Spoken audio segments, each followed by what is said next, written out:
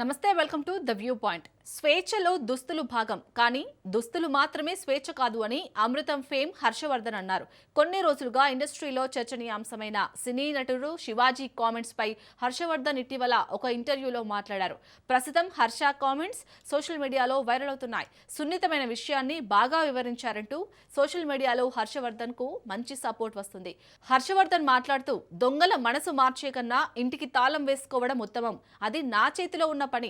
నా ఇంట్లో వాళ్ళకి జాగ్రత్తగా ఉండండి అని చెప్పడం నాకు సులభం. అంతేకాని దొంగల్లారా ఆలోచించండి, నేను లేని సమయంలో ఒంటరిగా ఉన్న నా వాళ్ళపై దాడి చేయకండి అని దొంగలకు చెప్పడం కష్టం. గత కొన్ని రోజులుగా సాగుతున్న అంశంపై ఆలోచిస్తే ఒక విషయం అర్థమవుతుంది. రెండు టాపిక్లను ఎప్పుడూ కలపకూడదు. స్వేచ్ఛ గురించి మాట్లాడితే దాని మీదే ఫోకస్ చేయాలి. దుస్తుల గురించి అయితే వాటి గురించే మాట్లాడాలి. మంచి ఉద్దేశంతో ఏదైనా చెప్పాలనుకున్నప్పుడు మాట్లాడే తీరు సరిగ్గా లేకపోతే వాళ్ళు శివాజీ అనసూయలు అవుతారు. శివాజీ మాట్లాడిన తీరు మాత్రమే తప్పు అని అన్నారు. స్వేచ్ఛ అనే దానిలో చాలా రకాలుంటాయి. చదువు, బంధాలు, మనకు కావాల్సిన ఆహారం తినడం, మనం చూడాలనుకున్న స్థలాలకు వెళ్ళడం, ఇవన్నీ స్వేచ్ఛలో భాగమే. ఇందులోనే మనకు కావలసినట్లు దుస్తులు వేసుకోవడం కూడా ఉంది. కేవలం మోడ్రన్ దుస్తులు ధరించడం మాత్రమే స్వేచ్ఛ కాదు.